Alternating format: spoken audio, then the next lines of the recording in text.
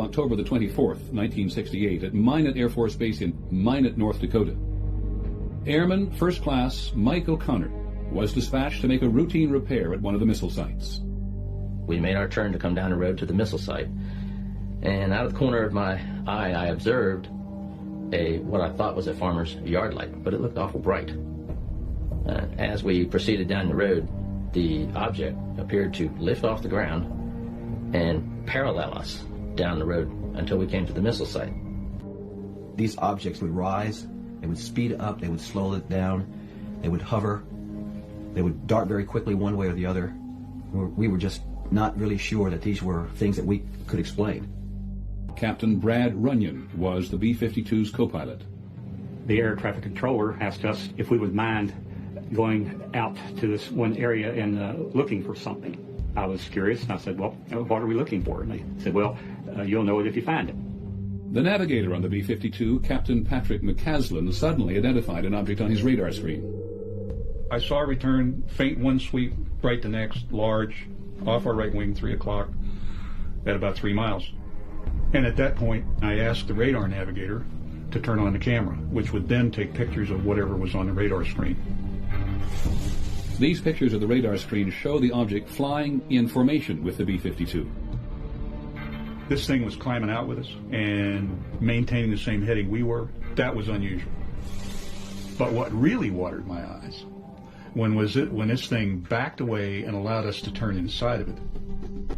My estimate overall object was a minimum of 200 feet in diameter, and it was hundreds of feet long. It had a metallic cylinder attached to another section that was shaped like a crescent moon. I felt that this crescent moon part was probably the command center. I tried to look inside the thing, but all I could see was a yellow glow. At that point, I was fairly sure that I was looking at an alien spaceship, something that had come here from some other planet other than Earth. And during the same period of time, NACA had an open house one weekend.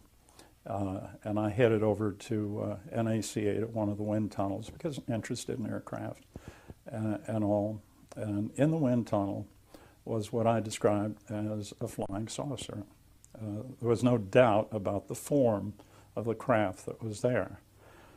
25, 35 feet in diameter, probably 4 or 5 feet in depth and thickness, but then it just tapered down on the ends. Went to the Pentagon for a job interview. The major that was interviewing me brought up this subject, had nothing to do with what I was. He said, do you believe that the people who existed in that area would have a closer relationship to God than we do because of our limited intelligence and insight? And these people obviously are far more advanced than we are. And I thought, what's that got to do with what we're talking about? I'm coming here interviewing for a military job. And we just kind of left it at that. I said, yes, obviously, I think so. And we began talking about flying saucers, and I got the typical nebulous but not evasive answers. And one of the things he interviewed, and this goes back quite a while, now there are certain things that do remain in my memory very vividly, and we were talking about different aircraft and UFOs, and we were kind of blending the subject in together very nicely. And I said, what about aircraft in the future? What are they going to be like? And he said, we have aircraft now. He said, we have vehicles or aircraft now that we could actually fly, but they are so unique and so unorthodox, not conventional. No, I guess he was referring to the fact no rudder, no tail, no wings or whatever, that we don't even bother putting them out because the director of NASA at Langley. Let's get a description, a really good description of the object. Size, shape. So the size of this thing, I estimate, to be about 300 feet in diameter. The shape of it was like octagonal because I could see when it was rotating, you could see where the shadowing was affecting some of the areas that weren't basically reflecting part of the sun or whatnot. So you could see like the sections. And then I had like a scale pattern on this thing that it could have been a circular pattern, it could have been a octagonal, it could have been hexagonal. So again, we weren't that close enough to make out those fine details. There were these panels basically on all the ridges that were black, and it was like the blackest black that I've ever seen. And like you could shine a laser into this thing and it would basically absorb that light. And then, being an octagonal shaped craft, with 300 feet, I mean, that's pretty obvious to see something like that rotating. It's obviously not a building. It's not any kind of conventional aircraft that I've ever seen. And the fact that it didn't make any traditional noise for propulsion. So just so I'm clear, you've got presumably some kind of disc saucer-shaped craft hovering above a platform below it, and there's no visible connection of any kind of constructed material between the platform and the craft above it. No, I didn't see no change. What's on the platform? So as that's going on, when we got held up, there were some trucks that started to drive into the picture. And I had estimated there were Ford F-350s. They were that type. They could have been Toyota Tundras, but they didn't have any markings on them either. No logos of manufacturer, nothing. They were blacked out. They also had like off-roading capabilities. Like you could tell that these things were beefed up to handle that kind of terrain. And they had these containers that they were pulling that they were essentially loading onto the platform underneath this craft. And as that's going on, we're looking at the people that are holding us up because they're stripping us of our weapons or take the ammo out of our pouches, and they're threatening to kill us the entire time. They took our IDs out of our left breast pocket, which I don't know how these guys, unless, that was my speculation that these guys were U.S. military at one point because they knew where we kept our IDs, and they were also American, but the way that they moved, the way that they actually engaged us with the tactics they've had is something that's advanced, and it's something that it was well done enough to the point where you could tell they maybe rehearsed this, or they've done it quite a bit to where they knew exactly what to do at that point and how to deal with people who were armed like us. Were these men showing any kind of ribbons, patches, identifying name patches, anything like that? No, not a single thing. What were they wearing? What kind of clothing? Black clothing. I mean, something that you would see like a SWAT officer would wear, something along the lines of that. They have black bulletproof vests or flak jackets, and they were wearing ball caps. They didn't wear a Kevlar helmet or nothing like that. They were just regular baseball caps. They were obviously armed. Did they show you any kind of ID? Did they express any kind of authorization other than pointing a weapon in your face? Nope. They just said we weren't supposed to be there, and they started basically saying we could kill you.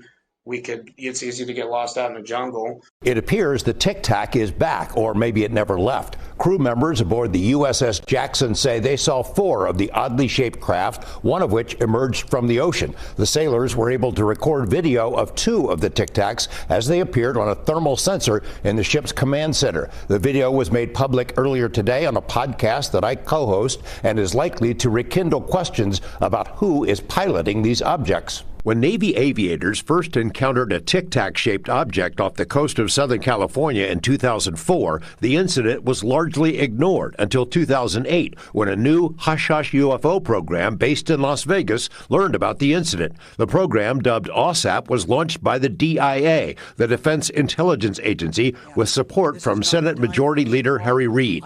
Bigelow Aerospace was the contractor. It turns out the 2004 Tic Tac is pretty much identical to the 2023 model. In February 2023, crew members aboard the Navy's USS Jackson saw an illuminated object emerge from the ocean off the coast of Southern California, in the same general area where the original Tic Tac was seen. Inside the ship's command center, sailors saw a familiar shape on their thermal sensor. The thermal system, known as Sapphire, is a heat sensor, not a camera, and a closer look shows there were 2 of the objects, not just one. The witnesses say they saw 4 Tic Tacs in formation. But when we start talking about all of the objects, all 4 objects, and what we witnessed was all 4 of them, all in synchronous jetting off into the abyss. All four, all timed together and all left. And we were like, holy and they were all, maybe the second they left, maybe 3-4 seconds pass, I run to my station and I look at my radar and they're all gone. They're all off radar. And I was like, that's it. They all zoomed off.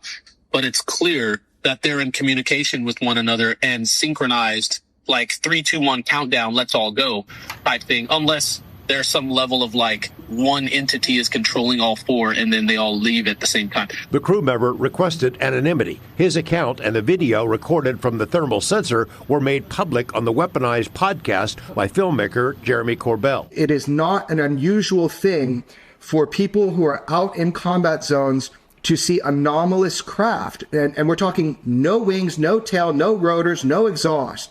You and I get it time after time after time. Usually they're just stories. When you have a piece of data that correlates with the verbal testimony, that's big, and that moves the needle. Crew members told Corbell that other sensors on the ship confirmed what was seen on the thermal screen. We asked former Defense Department analyst Merrick von Rennenkamp to figure out if the sensor may have picked up images from an airplane or helicopter.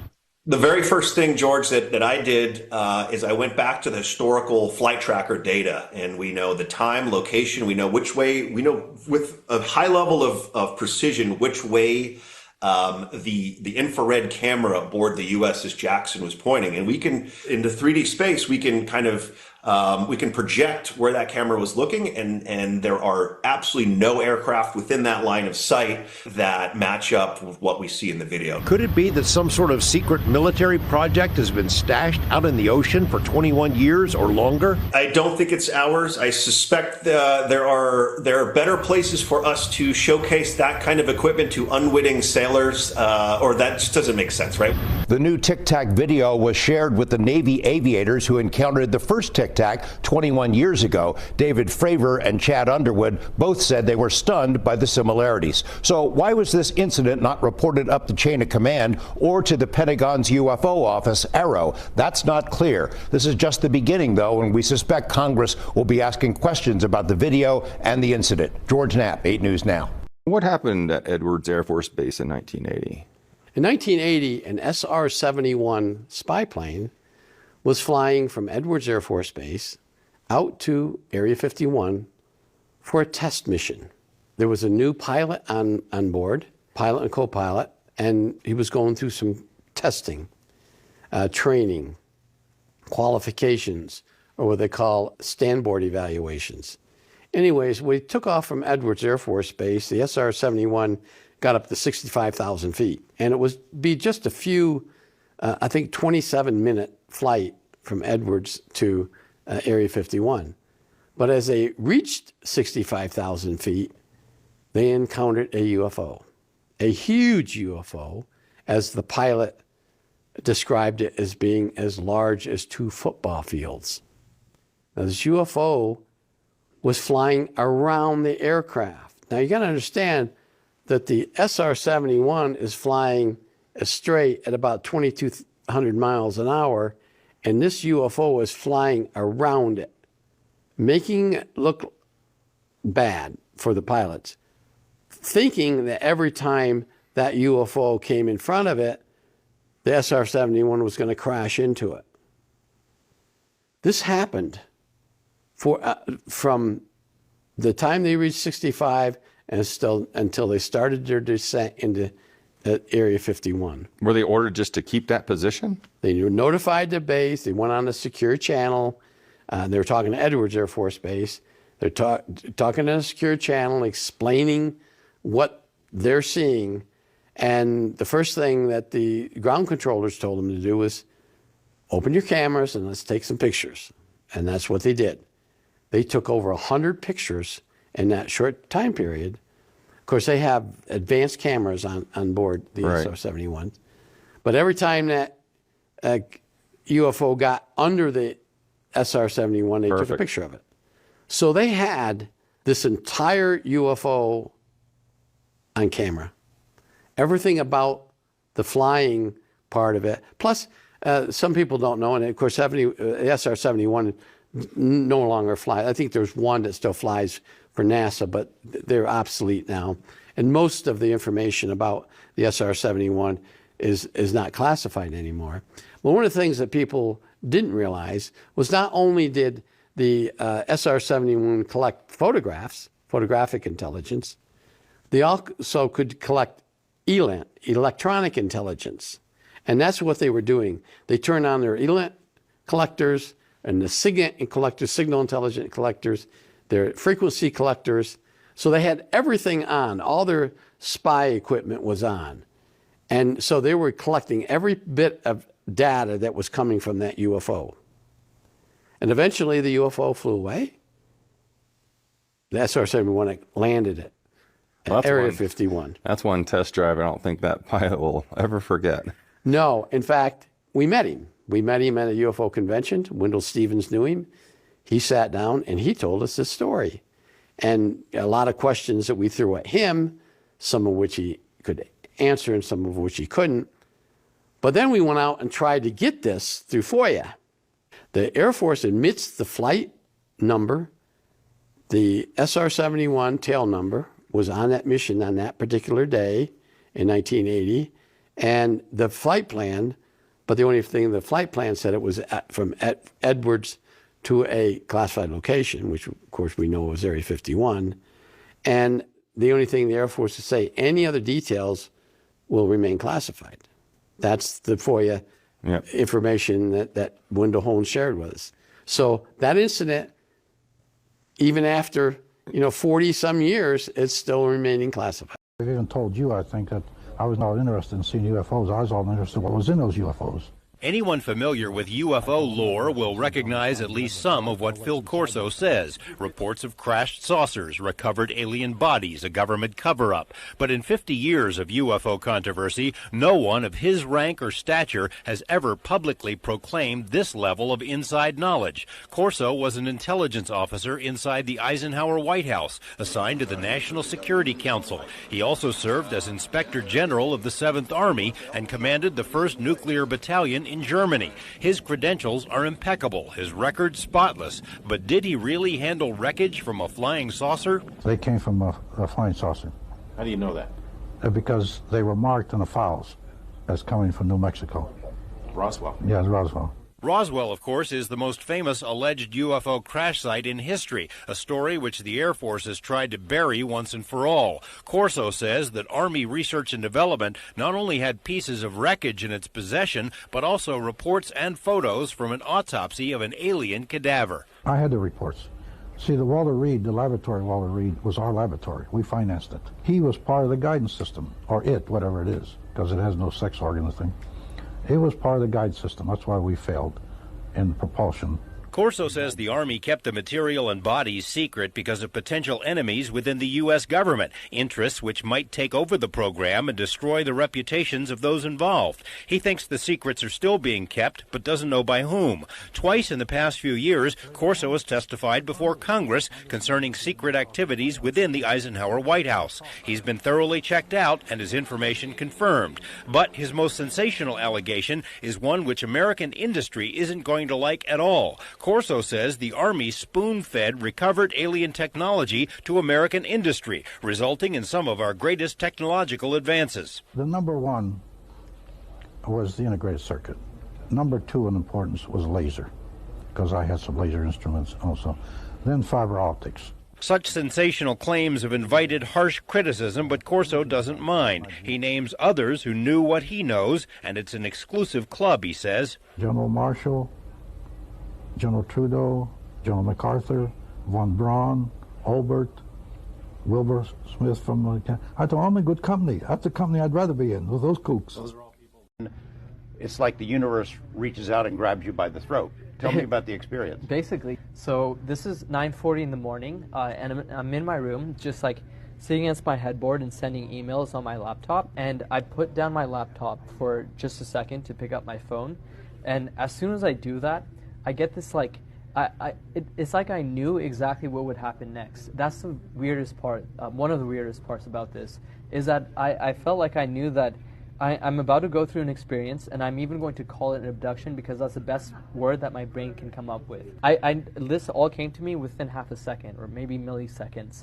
And then I realized that I couldn't even move, and I started freaking out. That's never happened to me before, like while being consciously awake and suddenly you just can't do anything. It was terrifying. I scanned the room just with my eyes for like I did about 2 scans, and then by the time I get to my 3rd scan, I see this shimmering object. It's like it's a white outline with like these big black eyes. And initially, like I thought like this can't be real. Suddenly, it became completely solid, completely materialized, and I see this being. It's about 3 to 4 feet tall. Its head is massive. Like probably the head alone was about a foot. Very like robotic looking. The whole thing that it was wearing was like one uniform Snow White spacesuit. Like it was very pure white with like this golden insignia in the middle that was constantly changing colors. Sorry, not changing colors, changing symbols. And so that was weird in itself. And suddenly 2 other beings materialized the same exact way right next to it. And I figured, all right, if I look away, these things are going to be gone. Like I'm dreaming this or something. And I looked around and I like looked back, and now they're just walking around my room like they own the room. And I was terrified. I was like terrified and fascinated because I was like, holy crap, these things are real. So I moved my neck a little bit, just by about an inch, and I feel extremely nauseous when I did that. So like I was fighting like the paralysis, you can say. And as I did, this like their craft sort of materializes through my room. So like through my roof. So my roof disappears, and I can see their craft sort of submerge through the roof. And I was like, that's not possible.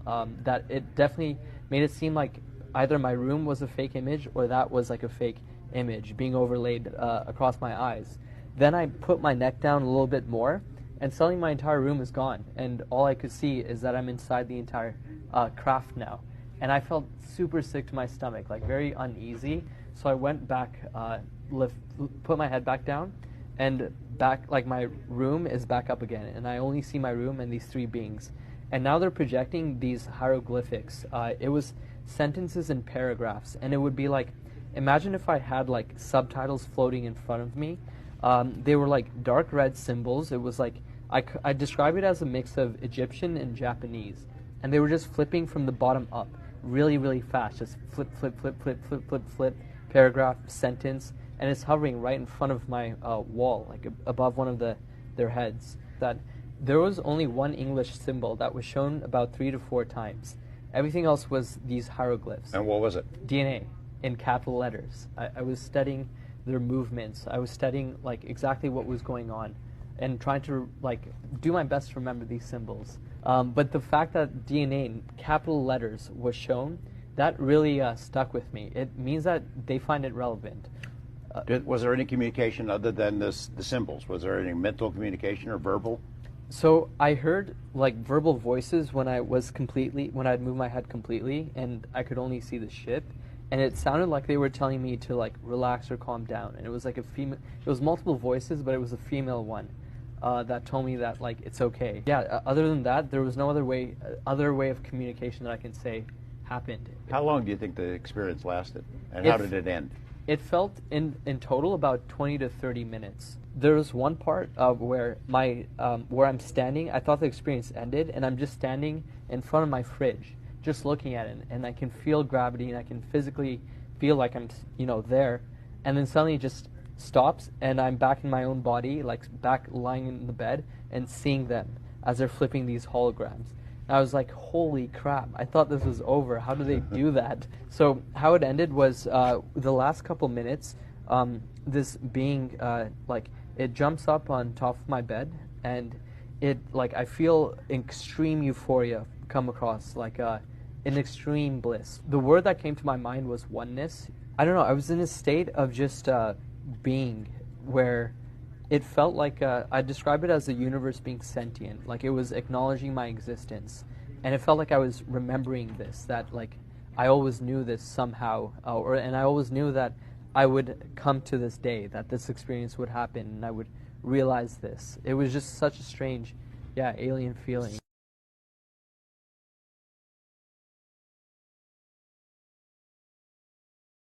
It was fairly early, about 9 in the morning when I headed out, and it was nearly noon when I got back.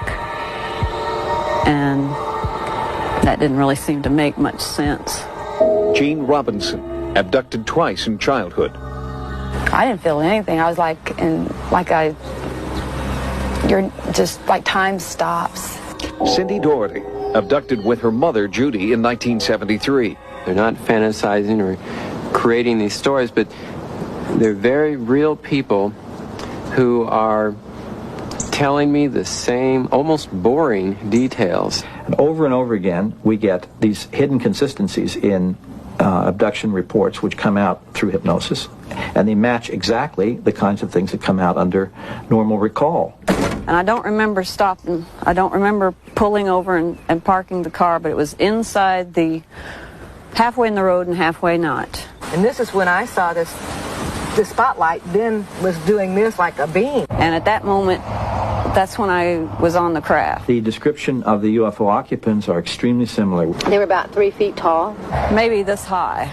Their skin looked like it was made of marshmallow. White, pale color. And they had real big eyes.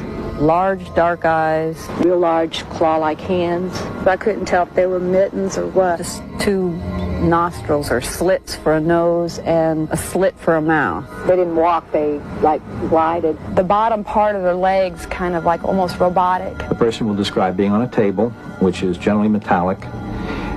They are unable to move. Looking at me. Now, when they're on the table, they describe operations which take place. The next thing I remember, they have this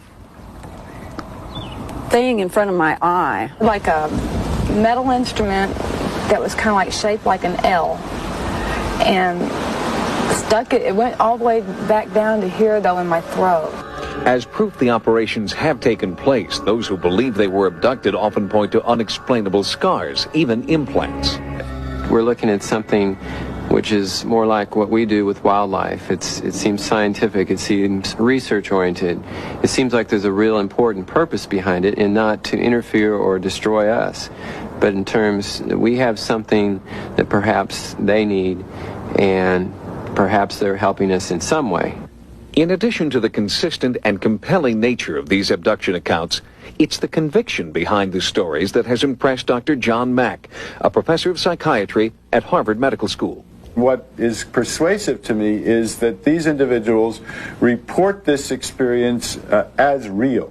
It is not dream, it is not fantasy, it is not delusion in my judgment. I've had every psychological test they have, and they all came out just fine. There is very powerful evidence, and this sounds crazy, but it's true. Linda, I want to come to you right now because you've brought a tape for us tonight that we're going to look at. It's one of your most important witnesses, Judy Doherty. Can you tell us a little bit about her? She's one of 5 family members who were traveling outside of Houston into an agricultural area, and all 5 people in the car argued about a light, a very bright, intense light that was pacing the car. Finally, with all this argument, Judy Doherty, the car pulls over to the side of the road. She gets out to try to look at this light. Everybody in the car remembers her getting back in, complaining about being nauseous and thirsty, and they all drive home to be astonished by the relatives, worried, saying, "Where have you been?" They were 2 hours late, and no one in the car was aware that there was any time loss. The whole account is over 4 hours long. We're just going to see a brief clip from it. Now you're standing outside your car. Now you're looking up. You can describe your impressions. What are your impressions? It's like a spotlight that's shining down on the back of my car. And it's like it has substance to it. I can see an animal being taken up in this. I can see it squirming and trying to get free. And it's like it's being sucked up. It's done very quickly. But the calf doesn't die immediately. How's it being cut up? With knives? Instruments of some kind. Can you describe the instruments? They're like a knife, but they have different kind of handles. More like a razor that's doesn't have movable parts, but like a straight razor type. There's tissue. It's laid out flat and smooth. It glistens. And the needles, there's needles in it, or what appears to be like needles that may be probes, I don't know. As a hypnotist, I know that hypnosis is not a truth drug. Why did she need hypnosis? This was an effort to try to understand what might have happened that subsequently caused the headaches and the nightmares, and an entire family of 11, 12 people remembering this trauma that night. I had taken a walk in the woods. It was about 9:30 in the morning, and I knew this area behind my grandmother's house really well, and I took a different path that day. I'll go this way. And as I was coming up the hill, this small being just stepped out from behind a tree and took me, started leading me up to this area where there was a clearing. And as I walked out of the trees, there was this huge craft, a triangular craft just above the tree line. It was beautiful. As scared as I was, it just put me in awe of it, because it was shiny, like stainless steel, silvery, and I felt myself being drawn up like a vacuum almost, just lifted How old up. were you then? 12. 12, yeah.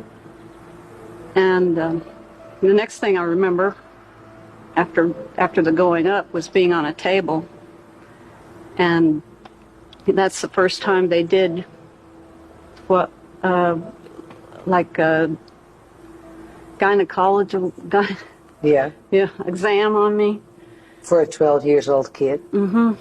And no it wonder was, you were scared. Yeah, it was a shock, because I was pretty naive. I didn't really have any clue of how my body worked anyway, and then to have these things around me and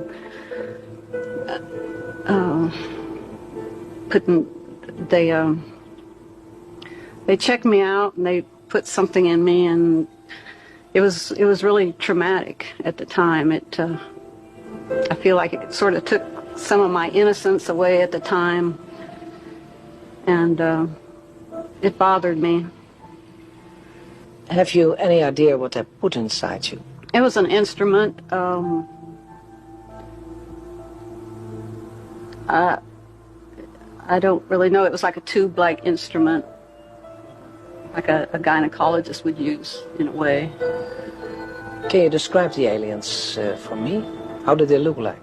They were small, about that high, and no hair, large dark eyes, just a little, like a bump and two slits for a nose and a slit for a mouth that never moved. Well, maybe it might open a little bit, but as far as jaw movement, there wasn't any. Hands and feet? Mm-hmm. I remember 3 fingers and a thumb. And the feet, I never saw them more than, I don't know if they were wearing some kind of footwear or what, but it seemed to be like a one-piece, smooth-fitting thing, whatever it was. The hardest?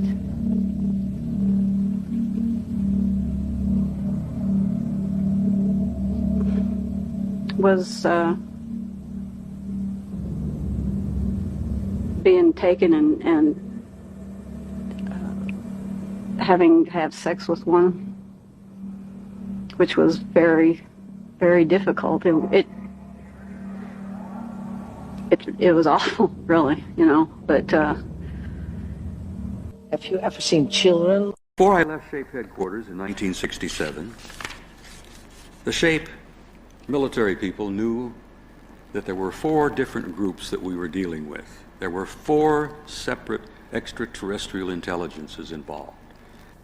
When I retired in 1976, the military knew, at least the U.S. military, and I am assuming the British as well, knew of at least 12 different groups that were coming and going and involved with us. I've been told by friends who are still working in high places, people who seem to know, people whose information I trust, that there may be well over 100 different groups coming and going from God knows where.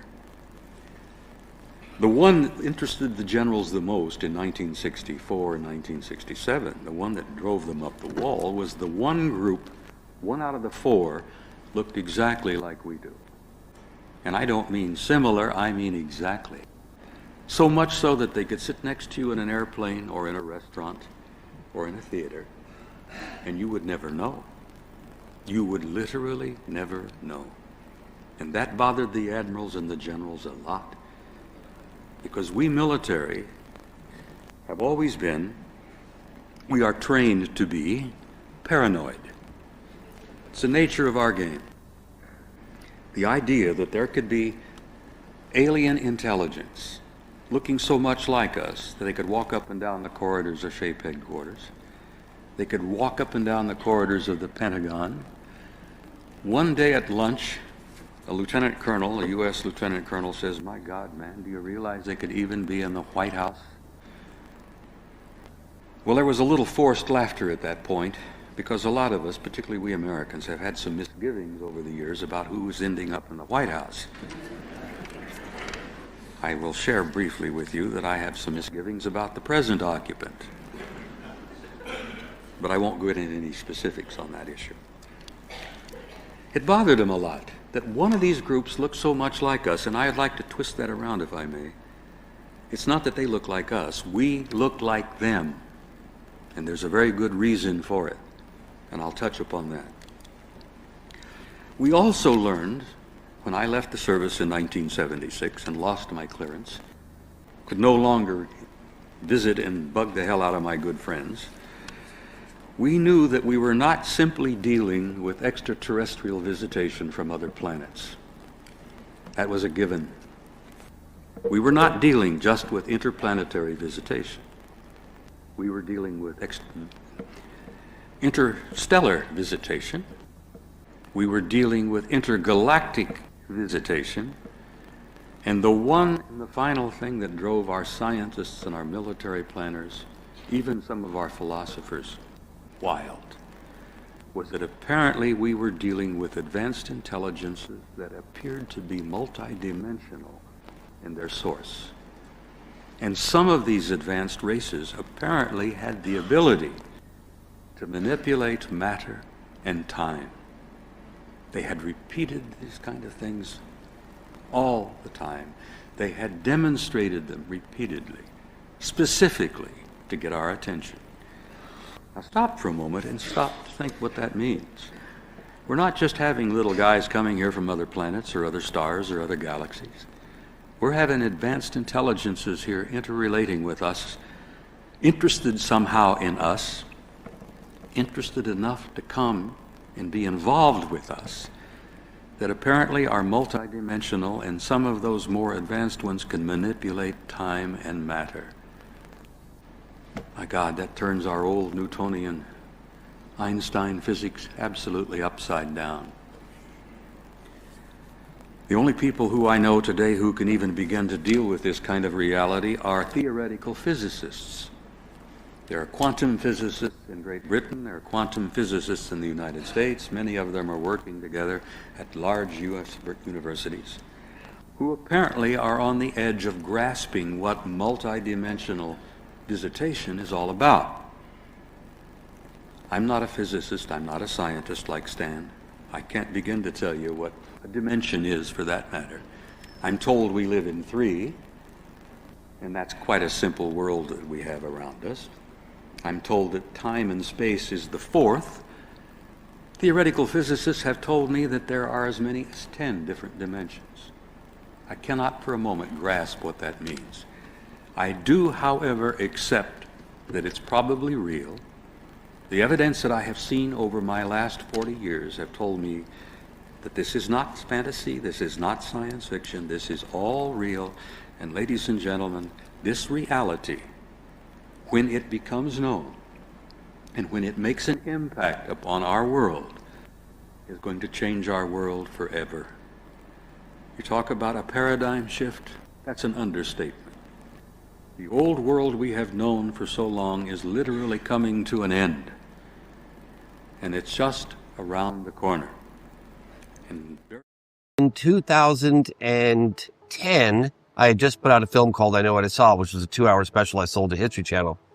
And I got an email from Robert Bigelow. And it said, it was actually from his secretary. It said, this is Secretary, Mr. Bigelow wanted me to reach out on his behalf that congratulations on a job well done with your doc. Wow. Robert Bigelow? Whoa. I emailed back like, hey, would he like to get together or like maybe lunch or dinner, discuss, kind of some of my next moves? Little did I know at the time, he had just signed a contract just a couple years earlier, right? With OSAP and ATIP.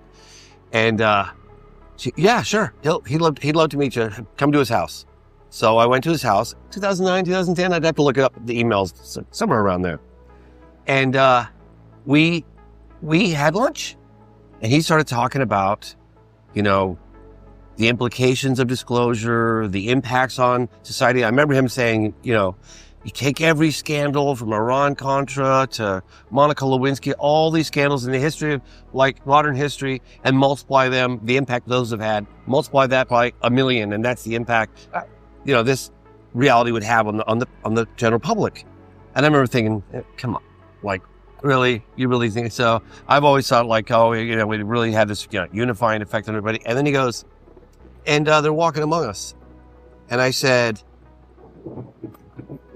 what do you mean? What do you mean they're walking among us? He goes, I mean exactly that. They're walking among us.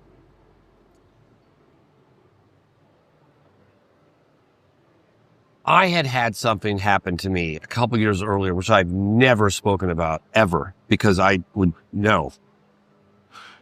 And even that, when that happened, I didn't talk to anybody about it. No one. And even when he told me that, I still didn't talk about it.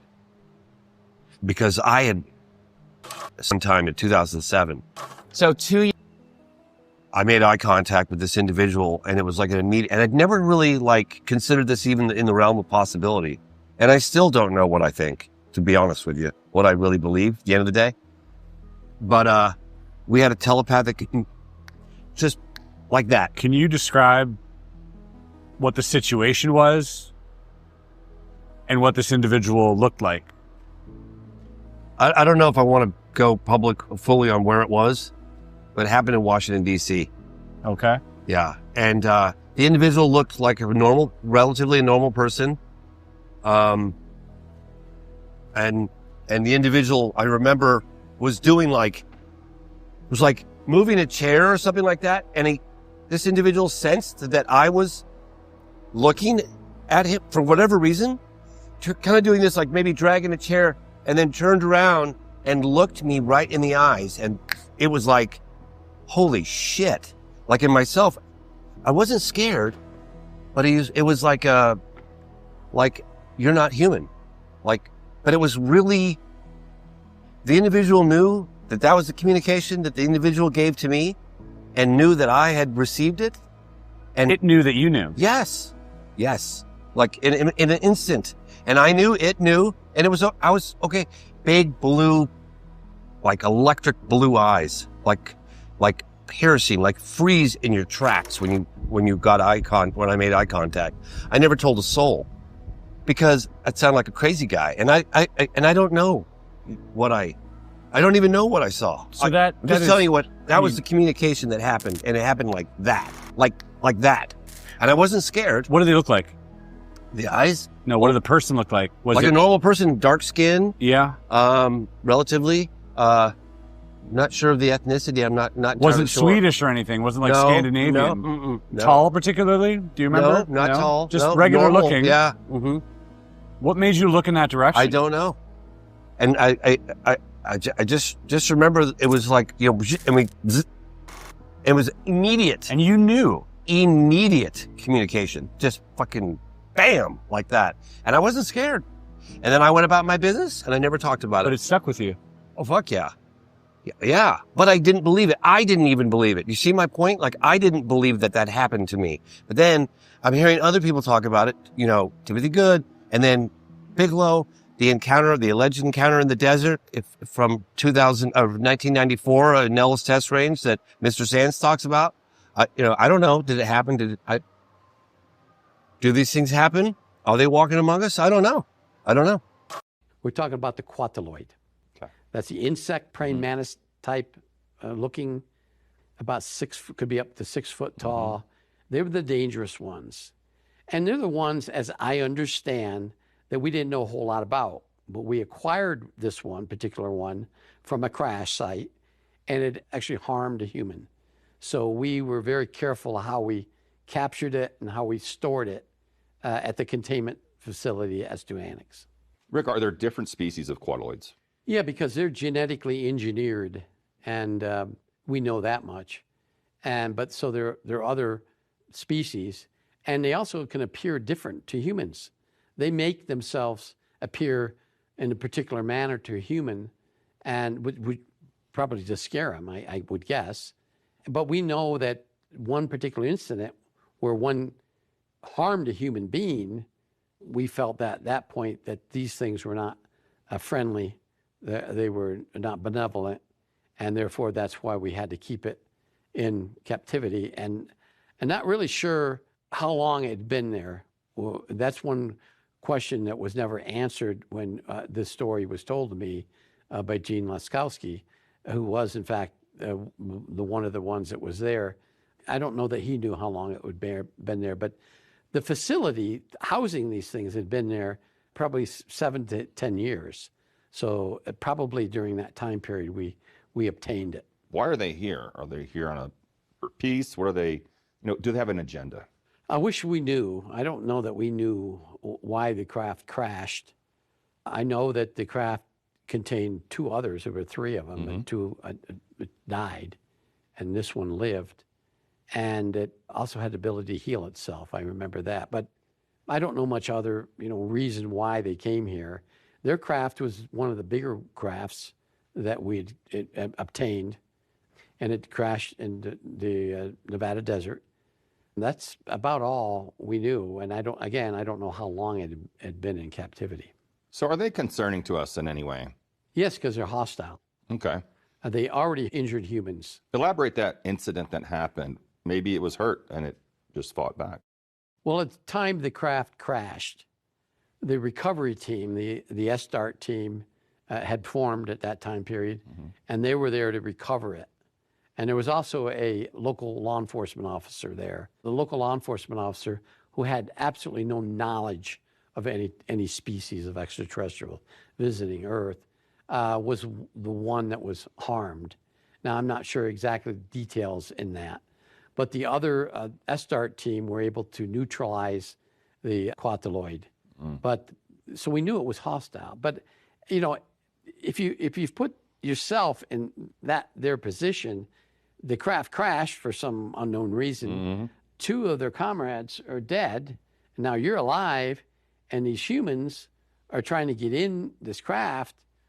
I mean, a defense mechanism might have reacted with this quataloid or what. I don't know. We can guess. But. Well, that's what I'm getting at, is how can they just, based off that one incident, say these quataloids are dangerous, they're disrespecting the human race here, they're attacking us. It seems like there's more to that story that we just don't know. Well, the more to the story is that we were able to disable it some way, I don't know how, and transport it to a containment facility and store it in a container, basically. Now, I would be upset if that was me. If I went to another planet as an astronaut and I get captured and struck and then thrown in a container, I mean, yeah. So we don't know how they think, and so, but this leads up to why why it escaped. So this is the one. So let's go ahead and get into that. Why did it escape, and how? It was able to open a underground vault door. I don't know that they ever figured out how it opened it. And then it had to navigate a smaller tunnel system to get up to the surface. Roswell, one of the bodies, when the surgeon took a scalpel to start a T or a Y section on the autopsy, the report was, this is not tissue, it was fabric. And that in 1947, our government was discovering that they weren't probably dealing with the prime intelligence that was behind the craft, that they were dealing with something that would fall into the area of androidism. Today we have drones that are overflying the world. Back in 1947, our government came to understand that some of the bodies that they were taking from these craft were not even biological tissue as we understand it. The quote, which has never left my mind, these extraterrestrial biological entities manipulated DNA in already evolving primates to create Homo sapien, close quote. One man working for the DIA in retirement told me, Linda, we are convinced that the intelligence interacting with this planet has been here for more than 270 million years, predating the dinosaurs. If the size and the scope of this is that large, and if our government began to stumble on to these facts piece by piece in World War II and after, then I can understand why President Truman and Churchill and Eisenhower and that group of people would have said, let's wait 2 generations until we find out what we're dealing with. And what makes me nervous and what bothers me is something is very wrong in the underbelly of this country, the country that I think is related directly to a policy of denial from World War II about the fact that extraterrestrial biological entities, to use our government's own phrase in its own alleged documents, are interacting with this planet, have been for centuries, and that there is an intimate relationship between what we are and what they made. And that might explain why there's no wholesale evidence anywhere that the non-humans want to kill humans. They want, it appears, from my point of view as an investigative reporter talking with so many people, that there is an ongoing research program about what is happening on this planet and the surface life on Earth. How much time do I have left?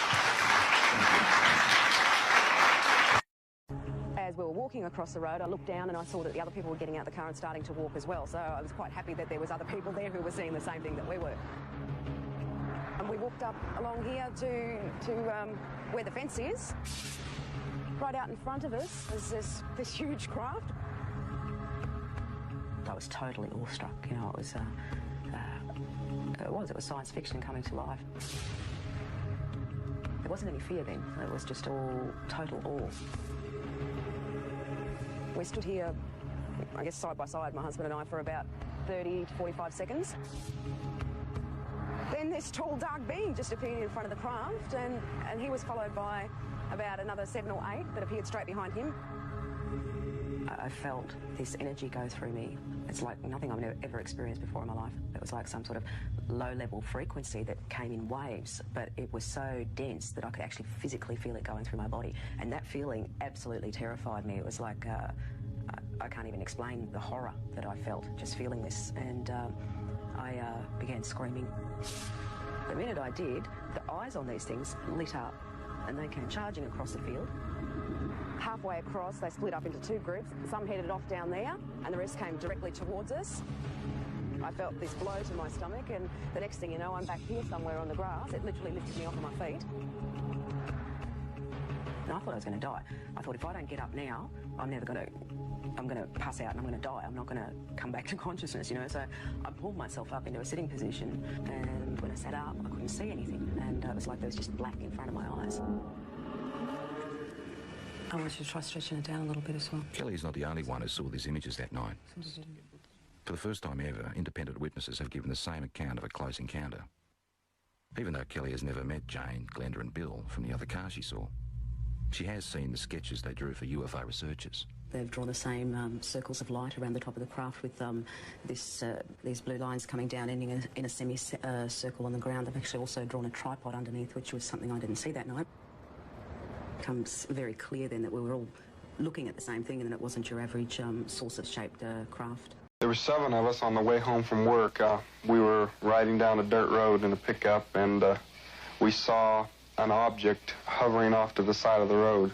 It was a glowing disc-shaped object. It was about 90 feet away. It was hovering about, I'd say, 15 to 20 feet off the ground. I got out of the truck and went closer. I wanted to get a closer look at it. I realized for the first time what he was doing, and I realized that it was dangerous. I expected it to, fly away when I got closer, but instead, when I got up there, it started to move and to make a loud sound, which scared me. I yelled at him, and I told him, get the hell away from there. I raised up and turned to go, and then all of a sudden, the object apparently blasted him with some sort of a ray or bolt of light or something. I felt a numbing shock and lost consciousness, and that was the last I knew until I woke up aboard the craft. When I saw this bright, blinding light, I turned back just in time to see Travis flying back through the air. He hit the ground about 10 feet or so from where he had been standing. At that point, with the blast that the saucer had given him, it was such an incredible thing. It was just unbelievable. I was in an instant panic. The guys behind me, somebody says, "Get the hell out of here." So I hit the gas, and we took off down the road. Mike Rogers and the other 5 witnesses returned only to find Travis missing. After they told their astounding story to the police, they came under suspicion of murder. An intense search for Travis Walton proceeded for 3 days, using a large posse, dogs, and helicopters. They were unable to find him or any signs of where he was. Finally, it was suggested that the 6 witnesses take a polygraph test to establish the truth or fallacy of their story. We told them, we'll take polygraph tests, we'll take sodium pentothal, hypnosis, anything you can give us, because this thing really happened, and we don't like this thing about you accusing us of murder, which several of them had openly. Arrangements were made for Cy Gilson, a highly qualified polygraph examiner who was a member of the Arizona State Polygraph Association, to conduct the polygraphs on the 6 witnesses to Travis Walton's UFO encounter. The utmost care in administering these lie detector tests was exercised because the men were under suspicion of murder. Once the tests got underway, he started changing his mind very quickly. After he'd tested about 3 of the 6, he seemed to be acting differently. By the time he had tested all of us, he seemed to be a believer. I talked to him after the tests, and he indicated to me that apparently he was wrong. Unofficially, he said that he believed that we had told the truth because 5 of us passed the test. He wrote in his report that we had told the truth, that apparently there had been a UFO. This was a very emotional thing for Travis's family and emotional for us. Travis was my best friend, and our whole lives have been disrupted by this. We wondered if we would ever see him again. When I regained consciousness, I found myself laying on the roadway, and I saw a craft hovering there that just sat there for a second and just shot straight up. That's the last I've seen of him. I ran down into the town there and called my family, and they came and got me. When I did hear that he had been returned, it was almost as unbelievable as the original thing because he had been gone so long. One of the biggest shocks I had to deal with when I was returned was finding out that this brief period of time had somehow taken over 5 days. when I found out I'd been gone for that long, it was just, you know, blew me away. My brother, you know, told me about it, and I was stunned, and he asked me to feel my face, and I had a you know, a week's growth, and I really took my mind just reeled at that, because as far as I knew, it was the same night. After his return, Travis Walton also passed a polygraph test, verifying the truth of his UFO experience. To obtain an expert opinion on what conclusions could be drawn from the polygraph tests in the Travis Walton case, we interviewed Edward Gelb, president of the American Polygraph Association. Hundreds of police departments and corporations throughout the world utilize the polygraph to separate truth from deception. The 94% accuracy of the polygraph has been well documented, not only in real-life situations as we've discussed here, but in laboratory and university studies that have been conducted throughout the world. The odds against 6 people successfully deceiving a trained polygraph examiner on a single issue are over 1,000,000 to 1. The polygraph evidence in the Travis Walton case is strong enough to stand as proof in a court of law in many states. It's a fact that I've proven my identity to you. I've showed you my credentials and verified my existence within the intelligence community. You also have some of my colleagues who have verified the same information. The Cache Landrum incident, the craft that was observed was a alien craft piloted by military aircraft pilots. Although they had been trained and were somewhat familiar with the craft, they found that the aircraft did not respond to certain controls. They radioed that they thought the craft was going to crash. Standard procedures for the military in a situation where an aircraft was going to crash, the military would send up search and rescue helicopters. The helicopters were following the craft. The craft experienced severe problems. It was thought that the craft was going to crash. However, this craft did not crash. MJ-12 functions as a policy-making group relating to extraterrestrial activities and contacts and UFO activities within the United States. They make the policy, obtain presidential approval, and then field activities implement the policies. MJ-12 was a group of people within the government. MJ-12 was created by President Truman in the early 50s. And their job was to investigate, keep track of information pertaining to UFOs. Part of their job was scientific advancements.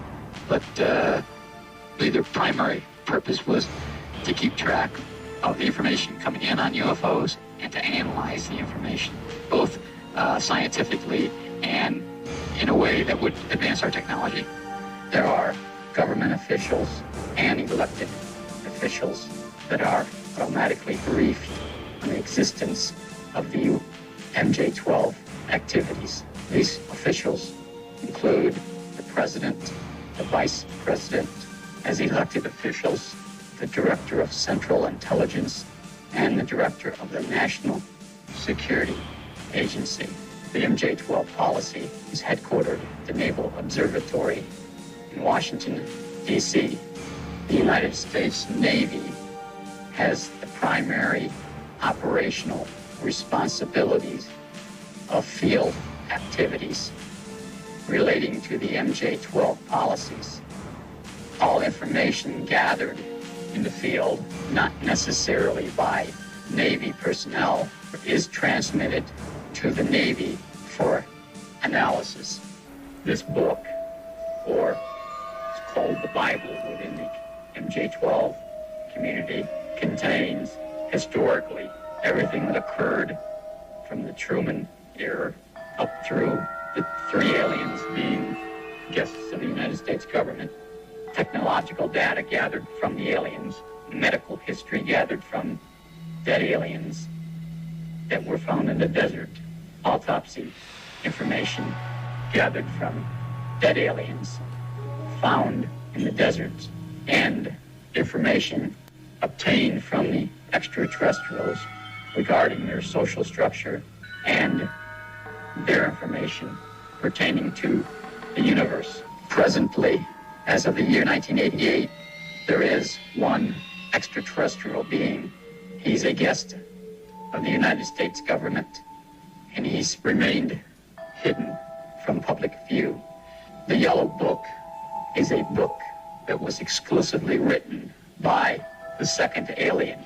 The book relates to the aliens' planet, solar system, suns, the culture, and the society makeup on the planet, the social structure of the aliens, and the aliens' life among Earthlings. What was most intriguing to me in my experience with the aliens is I believe, an octagon-shaped crystal, which when held in the alien's hand and viewed by a second person, displays pictures. These pictures can be of the alien's home planet or pictures of Earth many thousands of years ago. He was in the Zeta Reticuli star group. The extraterrestrials have complete control of this base, which is located in Nevada. My understanding is that 3 different aliens of the same species have resided within the United States from 1948 or 49 until present day. The first alien was captured in the New Mexican desert after its craft crashed. The alien, which was named Eva by the government, was kept in captivity for 3 years. We learned a great deal of information about the aliens' race, culture, and spacecrafts. The second alien was a part of an exchange program. I don't recall what year that alien visited. The third alien was also part of an exchange program and has been a guest of the United States government since 1982. A creature about 3'4" to 3'8" tall. Their eyes are extremely large, almost insect style. Their eyes have a couple of different inner lids. The days were extremely bright, probably 2 to 3 times as bright as our sun. I think they have just 2 openings where our nose would be. They have a small mouth. They have no teeth as we know it. They have a hard gum-like area. Their internal organs are quite simple. They have a one organ which does the job of our heart and lungs. Their digestive system is really simple. Their skin structure is extremely, it's a very elastic skin and hard, probably hardening from their sun. They have some basic organs. Their brain is more complex than ours. It has several different lobes than ours have. Their eyes are, where our eyes are controlled by the back of our head, theirs is controlled by the front of the brain. Their hearing is quite better than ours, almost better than a dog's, small areas. Their sexual organs they have males and females. Their kidney and bladder is one organ. They excrete waste. They have another organ, which I don't know if our scientists determined what it was for, but they believe it's to transfer the solid wastes and the liquid wastes. They have hands without thumbs. They have 4 fingers without any thumbs. Their feet are web-like, small web-like. It's approximately 350 to 400 Earth years. It's my understanding that the aliens have an IQ of over 200. They have a religion, but it's a universal religion. They believe in the universe as a supreme being. The aliens enjoy music, all types of music, but especially ancient Tibetan style music. They do eat vegetables. They like vegetables, and their favorite dish or snack is ice cream, especially strawberry. I personally feel that this information should be presented to the public. There's only a small portion of the information that we've gathered from the extraterrestrials that should be safeguarded or classified.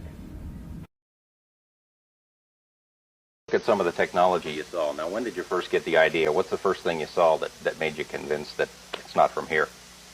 The first thing with hands-on experience was the antimatter reactor. And explain what that is and how it works and what it does. It's a plate, about 18 inches in diameter with a sphere on top. I think we have some tape of it, tape of a model that a friend of yours made. If we want to roll that, you can maybe narrate along. There it is.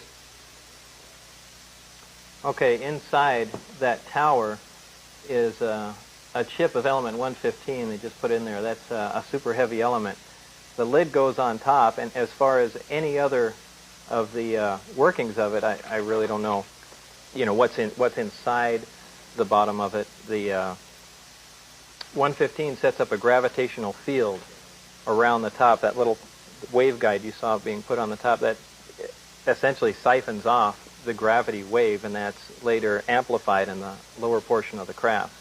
But just in general, the whole technology is virtually unknown. Now, we saw the model, we saw the pictures of it there. It looks really, really simple, almost too simple to actually do anything. Right. Working parts? None detectable. Essentially what the job was to back engineer everything, where you have a finished product and just to step backwards and find out how it was made or how it can be made with earthly materials. There hasn't been very much progress. How long do you think they've had this technology up there? It seems like quite a while, but I really don't know. Now, what could you do with an antimatter generator?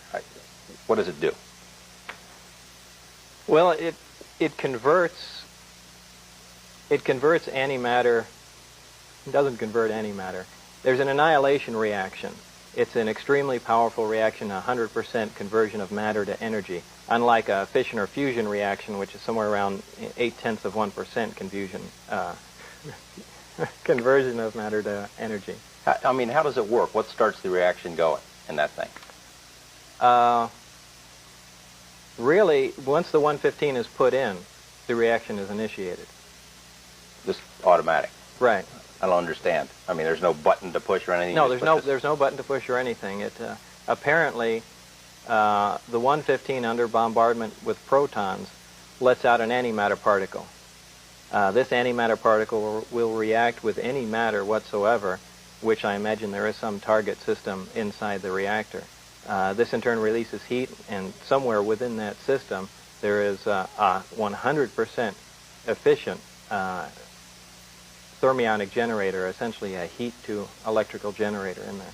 Now, how is this antimatter reactor, how is this connected to a gravity generation that you talked about earlier?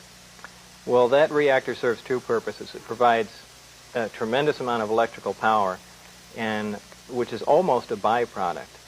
The gravitational wave is formed at the sphere, and that's through some action of the 115, which the exact action I don't think anyone really knows. The waveguide siphons off that gravity wave, and that's channeled above the top of the disk to the lower part where there are 3 gravity amplifiers which amplify and direct that gravity wave. In essence, creating their own gravitational field. Their own gravitational field. You're fairly convinced that science on Earth doesn't have this technology right now. Well, we have it now, I guess, at Right. S4, but we didn't create it. Right. Why not? Why couldn't we?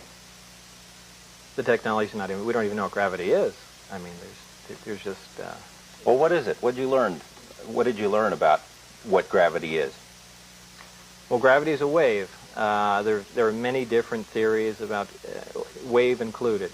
It's been theorized that gravity is also particles, gravitons, which is also incorrect. But gravity is a wave. The basic wave they can actually tap off of an element. Why that is, I'm not exactly sure. And so you can produce your own gravity. What does that mean? What does that allow you to do? Well, that allows you to do virtually anything. Gravity distorts time and space.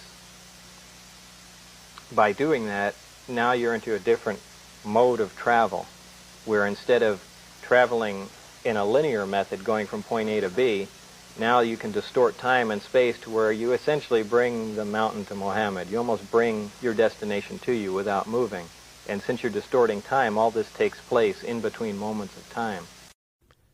Now, I can't say we really, that I could absolutely state for certainty how anything actually worked. Now, did you know at all how they were piloting it? Because they were doing some tests where they were having these things fly around in the sky, and this is what gets us deeper into your story. Right. I was out there for one test. Right. In fact, I was with Barry in the lab, and Dennis came in and said, "We're about to run a test. Why don't you guys come out?" Or I think he said, "Barry, why don't you come out here and bring Bob with you?" We went out there, and the craft was already outside the hangar and was just preparing to lift off. Now, they were in communication with somebody in the craft. So there was a person in the craft? Yeah, there was certainly a person in there. Now, it's not a comfortable place to be in because it's small, so the guy has to be sitting on the floor in the middle, my best guess. And this is the same specific craft that you worked on? Because that was the only craft that you were in. The only one that I touched and worked on. And it quietly lifted off the ground, which was incredibly impressive to see. Quietly or silently? Well, quietly, because it make some sort of a noise? It produced a little corona discharge from the bottom. A corona discharge is kind of a high voltage brush, little bluish glow discharge. As it was lifting off the ground, you can hear a slight hiss sound. Now, as soon as it cleared the ground by about 5 or 10 feet, maybe even less than that, the hissing stopped and the blue glow disappeared. So it lifted off quietly, and then it hovered silently, if you want to be specific. Wow. So then what kind of maneuvers was it doing? It took, for that particular time, it took off, moved a little around to the left and right, and then sat back down. The craft itself, they communicated with it because I saw the guy talking in a regular VHF radio to the person in the craft. And I even saw the frequency that was on the frequency counter of the communication, the transceiver there. But what's weird is he shouldn't be able to communicate with the craft with a radio. The radio wave should bend around the craft. I mean, it shouldn't be possible. Every single thing about the craft and the way they operated didn't make any sense to us. I mean, that's something we talked about for a while after. Why should the frequency bend around the craft? Well, you really have to look at the way the gravity wave comes out of the craft. There's the reactor's in the center, and there's a waveguide that goes up to the top. There's actually a small appendage that sticks out of the top of the craft, and it produces a heart-shaped gravitational distortion around the craft. Now, if the craft is sitting in the air and you walk underneath it and look up, you actually cannot see the craft. The light bends around it. You're bending gravity, bends light. It bends radio waves. It shouldn't be possible to communicate with a craft that has an envelope around it that's distorting all forms of energy. But they were apparently in contact with it. So as time went on, I started getting a little concerned, and I took my closest friends and just kind of got together and I said, hey, remember that job I told you about? This is what's going on. And you don't need to take my word for it. Wednesday night, we need to all go out here. I want to show you what's going on. So I took everybody and we went out to, remember, since I had the test flight schedule, and went outside the base, out into the desert, and so everybody could see, one of the high performance tests. And, you know, it left quite an imprint on everybody, so they knew I wasn't. And there's videos crazy. of these tests, right? Yeah, but remember, this is it's in the dark in the 80s with a big monster-sized camcorder, and you got, you know, a bright light jumping around. But, yeah, I mean, we did video of it, but there's no, by today's standards, it's... But is you know, your it's video specifically available, the video that you took? Yeah, well, George Knapp has it. Is it I give online? it down. Do you know? I have no idea. Jeremy? Yeah. It's really an extension of the reactor in the center, and that's a waveguide, which allows the emission of the gravity wave, which forms kind of a heart shape over the whole craft. That's how it creates its distortion. These gravity emitters can be swung all the way up to 180 degrees, and this allows the craft to essentially stand on two of them and hover, while this one swings up and creates a distortion in front of it, allowing the craft to slide forward. So that's how their low power mode, Omicron configuration operate. The Delta configuration uses all three, and unlike science fiction movies where you see flying saucers just flying along like that, they actually fly belly first. The craft flies along, leaves the atmosphere of the planet. It turns its belly to the destination. The three amplifiers focus in on the destination, and that's how it proceeds. So that's basically the operation of it and overall how things were laid out inside the craft. The power source is a reactor which uses this element 115 as its fuel. Inside the reactor, element 115 is bombarded with a proton, which plugs into the nucleus of the 115 atom and becomes element 116, which immediately decays and releases or radiates small amounts of antimatter. The antimatter is released in a vacuum into a tuned tube, which keeps it from reacting with the matter that surrounds it. It is then directed towards a gaseous matter target at the end of the tube. The matter and antimatter collide and annihilate, totally converting to energy. The heat from this reaction is converted into electrical energy in a near 100% efficient thermoelectric generator.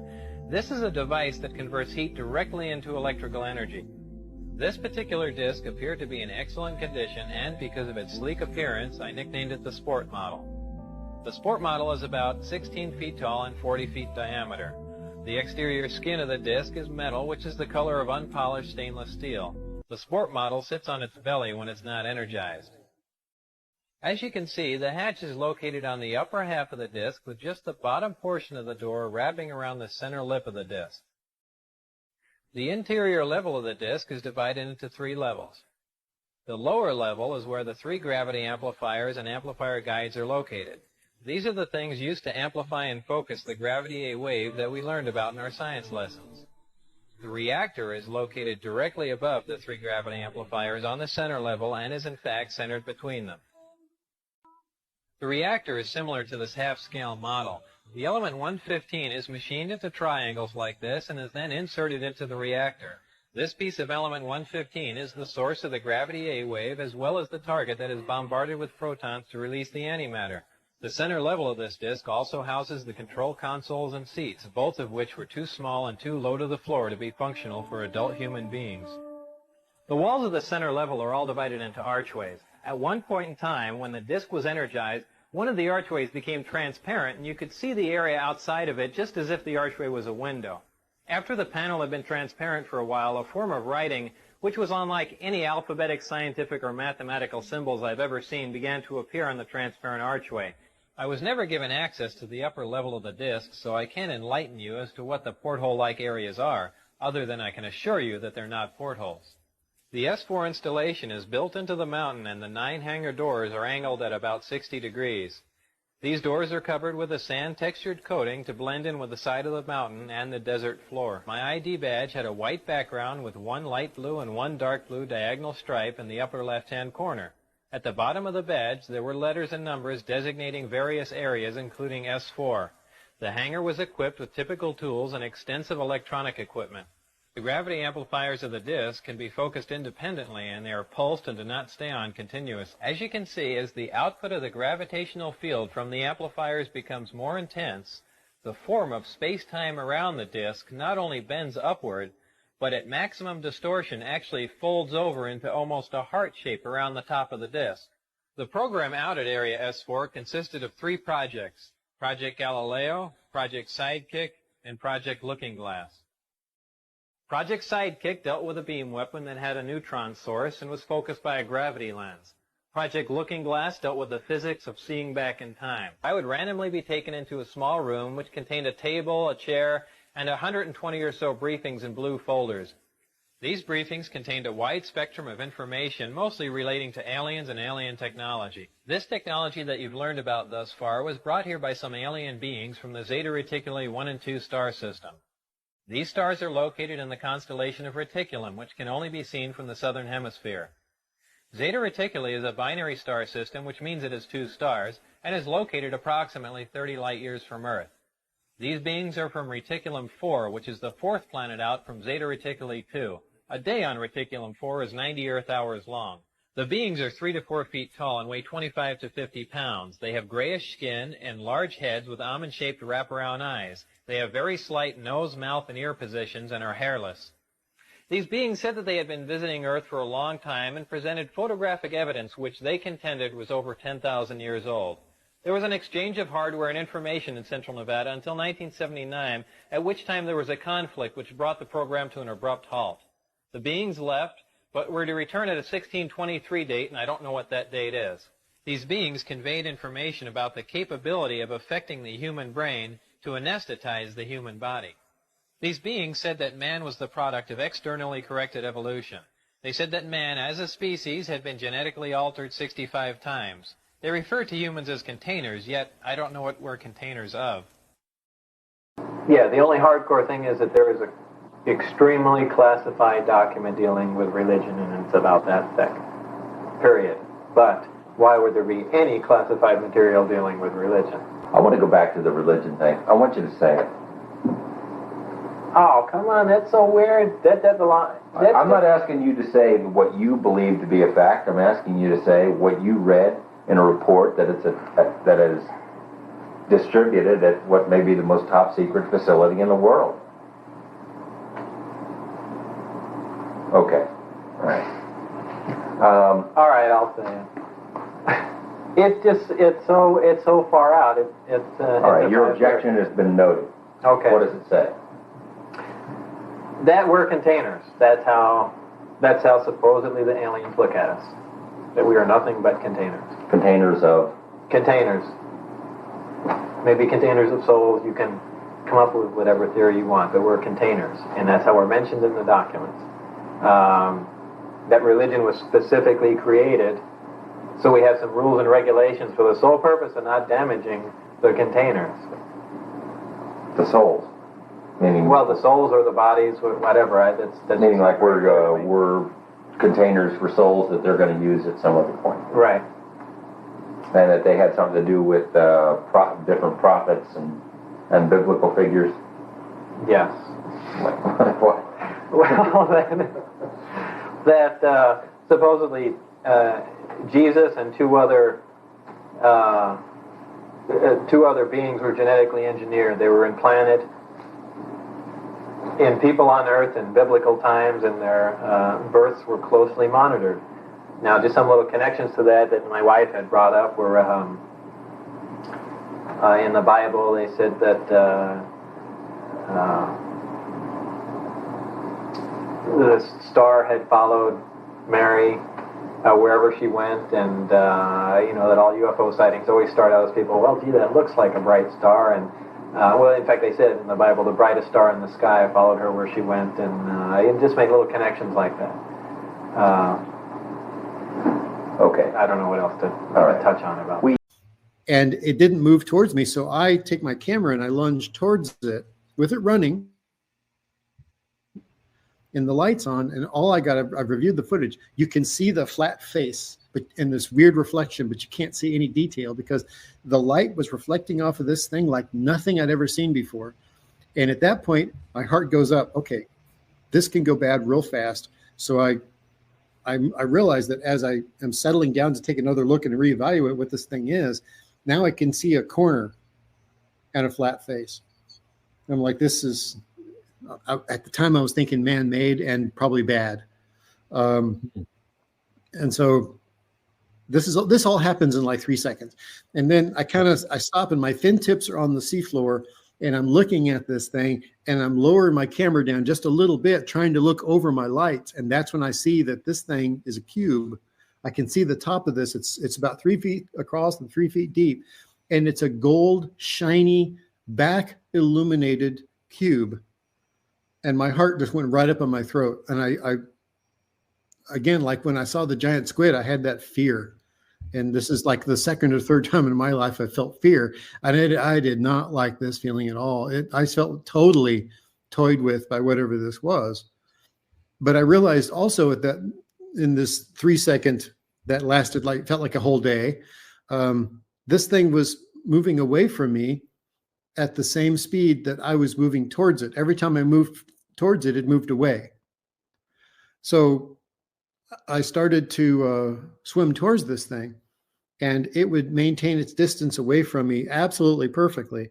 And I'm descending along the seamount as fast as I can swim and gallop off the bottom, holding my camera up. This thing is able to keep that exact distance. So I have to clear my ears about 6 times, and then I had to stop, because then I knew if I clear my ears, if I started to dive at 200 feet and I clear my ears 5 or 6 times, I know I'm at 400 feet. I'm at my max depth. And I look at my computer, and sure enough, I'm pretty close to 400 feet. And so I start to rest on the bottom, still looking at this thing. And as I rest on the bottom, I'm putting my camera face down. And that's when the first time when I really saw the whole thing, when I took my lights completely off of it. Now I could actually see that this thing was a cube suspended off the bottom.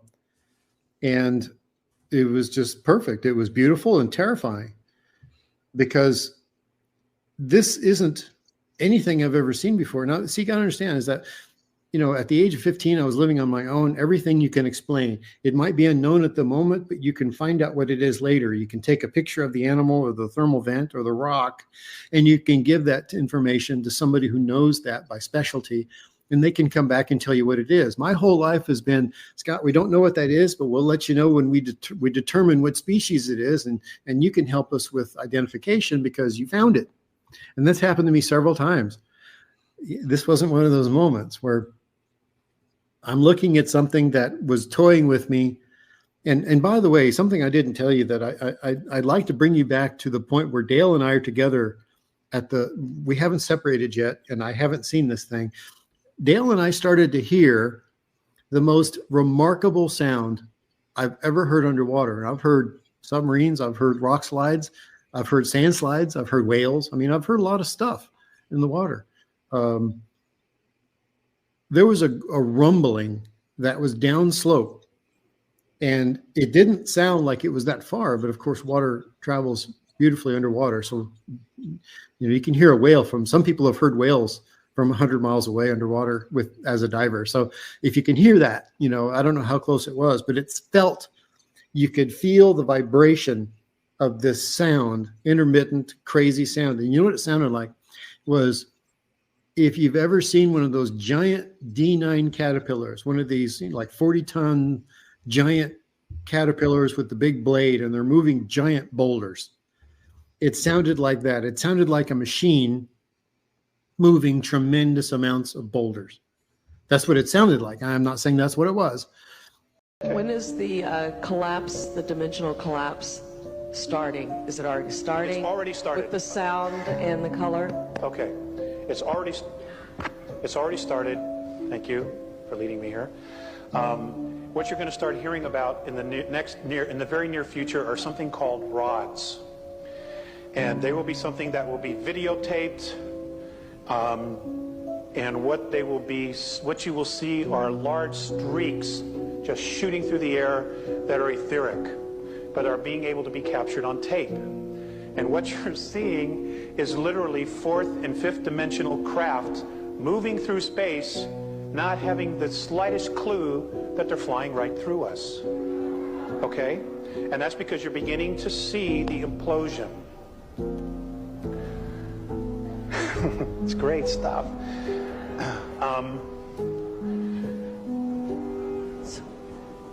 And ghosts? Yes, you will see more ghosts, more apparitions, because those that are stuck between third and fourth density will start being more and more visible as our frequency starts to raise and rise. A lot of them, unless they are healed, and I do not know how to do that, how to set them free from their self-imposed prisons, will be exiting, transitioning. Angels, folks, be very careful about somebody who tells you they're an angel. For example, I've asked about the archangels. And the Andromedan perspective of that is that the archangel Michael was literally a fleet of craft that were called Mikael.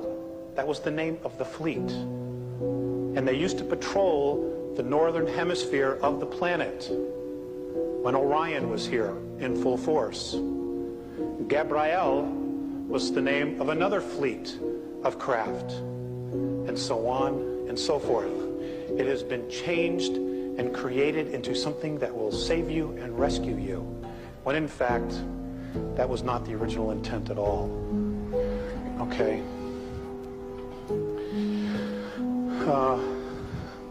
What's going to happen in the next 10 years? I will share this with you.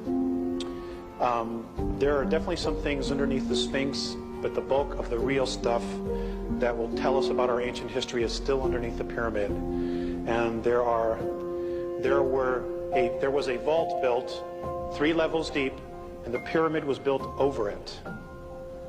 Okay, that's where the real juice is. That's where the real knowledge is. The Sphinx will have some things, but it's a distraction. You know, these guys are real good at what they do, at diverting attention from reality, from truth. They're excellent at it. If they put that much energy into telling the truth, God, we'd all be out of here. You know?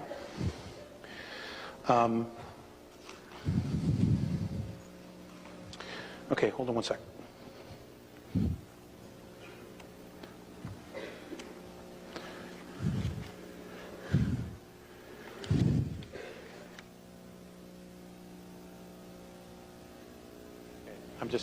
I don't have it somewhere.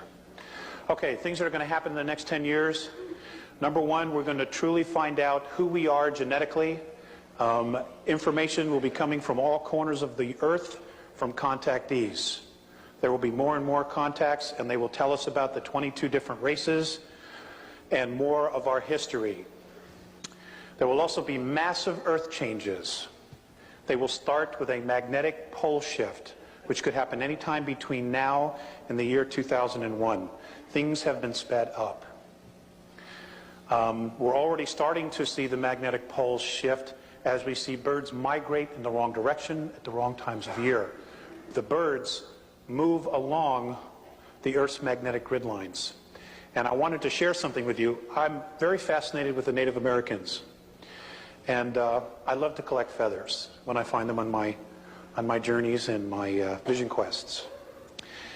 And I was given this on 3/19 of 94, and I just want to share this with you. It's primarily about the Native Americans and the original intent behind them wearing the feather. In the ancient way, your native red American races understood the nature of the birds. The birds are very sensitive to magnetic fields and microwave energy, as you call it. They will migrate along the Earth energy grids, and their wings, which are made up primarily of feathers, were to be watched as they were very sensitive. To watch and follow the birds is to know which way the Earth's magnetic flows are moving. They would also, the Native American races, camp off these magnetic flows because the radiation would become harmful in time. The feathers are very sensitive to energy fields and magnetic fields. They are, in fact, an antenna. The feather would attract telepathic communication with all the tribe. As the chief would think or quietly discuss plans, the rest of the tribe would, in the ancient days, receive the message with few or no words. He found this ring a big ring, and didn't know what it was, but saw this strange writing on these strange symbols on this ring. So then he and another person walked through it to look at the other side, and lo and behold, they got into some other sphere, as if they walked into another dimension. And this ring, so the audience knows, we're talking like what diameter? It's probably 25 feet in diameter. Mm-hmm. And the sphere was even larger than that. Oh, as they walked into it, it was like a new world. Mm-hmm. As he explained in his diary, it was like a new world. And he couldn't figure out how he got from one place, an enclosed sarcophagus almost, into this open area. Is this a portal of some sort? Well, today we would call it a portal Mm-hmm. or a stargate. Mm-hmm. I think we would refer to it today as a stargate. Stargate. But back in those days, in 1928, Yeah, they didn't know. It wasn't. No, they didn't know what it was. But when he walked into it, it was as if he was in a new world. It was an open area, plush pastures. He sees a river, which he assumed to be the Nile, and he sees almost a movie occurring, showing people building these pyramids. And he's in there, he thinks, for maybe an hour, but when he comes out, he's been there for 3 days. He's been for over 72 hours because the crew that he came with were scared. They got out of that tunnel and got out into the open because they thought that they ended up on some other side. Or it swallowed them up. Or swallowed them up. And so, but 3 days later, they come back out. How many of the team went with him? Only 2. Only 2. But there were 6 other team members, 8 total. And so those other 6 left, but they stayed up in the area outside where they had an encampment. And eventually, 3 days later, the colonel and his assistant comes back out, and he talks of this new world that they found, and that he knows now how these pyramids were built. He knows where they are located. He knows that there's tunnels under each one of them, and he sees these strange-looking beings, and this is in his diary, strange-looking beings that are probably not from Earth. Now, he says this in his diary, and this is 1928. Right.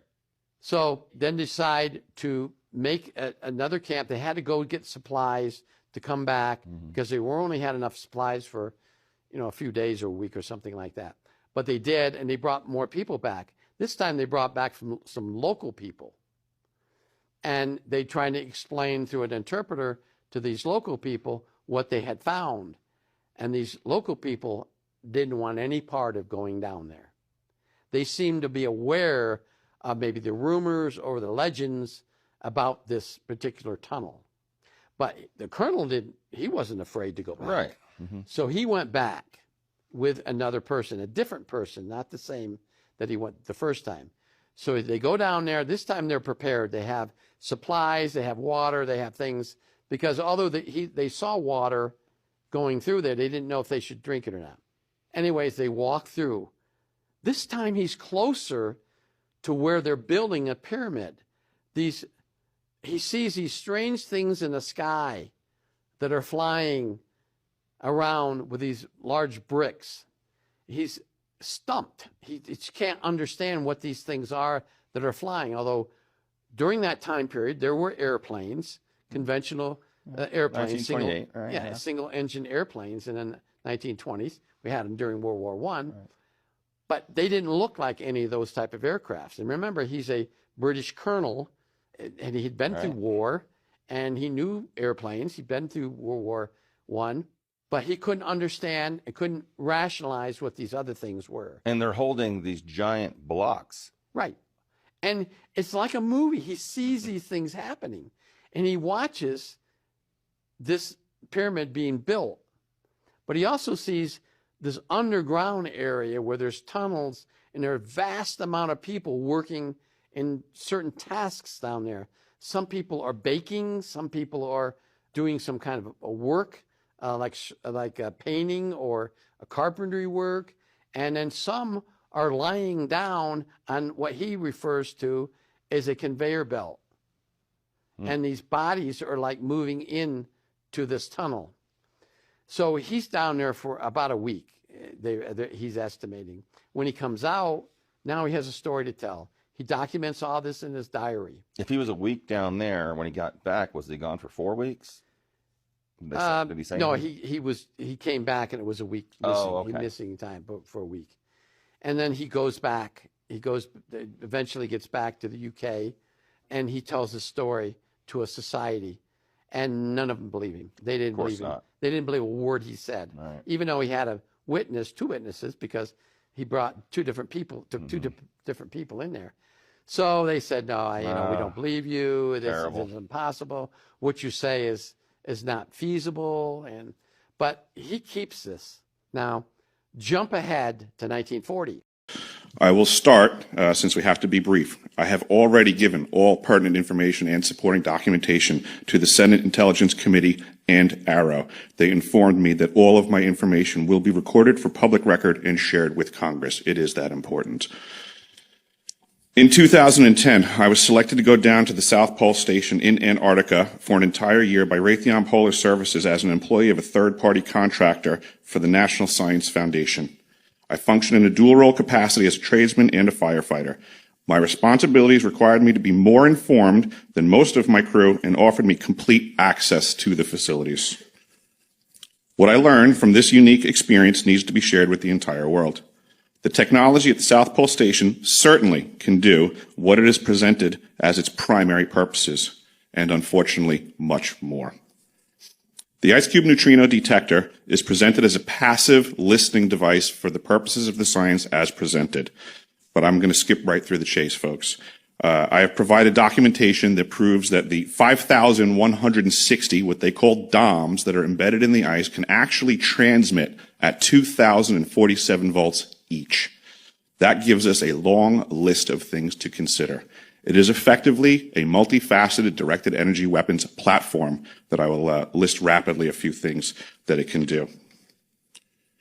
Vehicle detection. We're learning that these off-world craft, on-world craft, ours or other nations, are also emitting neutrinos. So this makes the South Pole Station effectively an air traffic control station for this new level of equipment that nobody's discussing.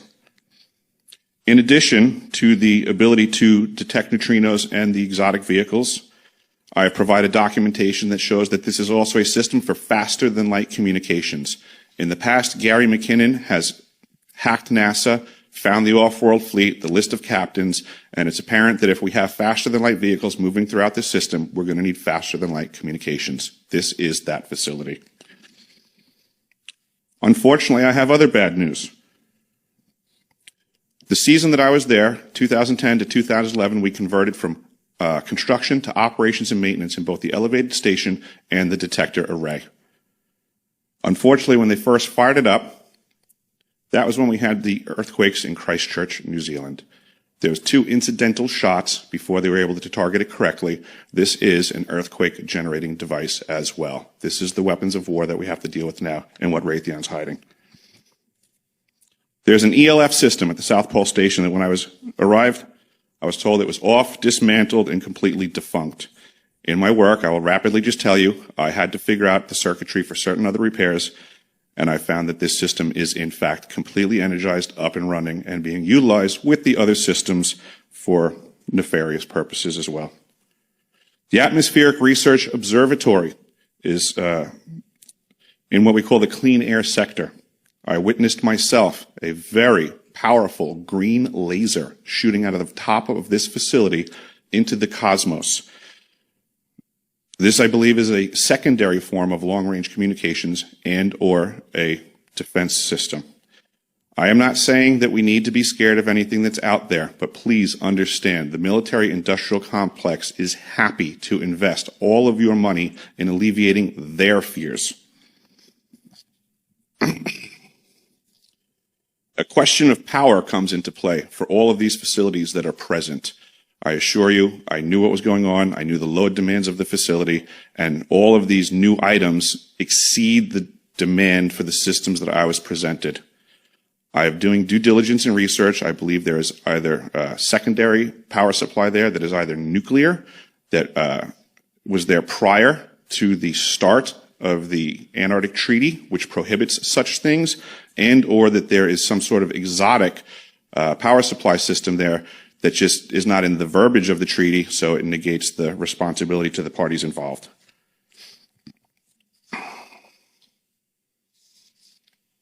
I think that pretty much covers it for time. If anybody wants to find out more, I have a website where all this information is at. For brevity, I'll wrap it up, but you can go to deciphering.tv. I've documented all of this stuff, and information is available.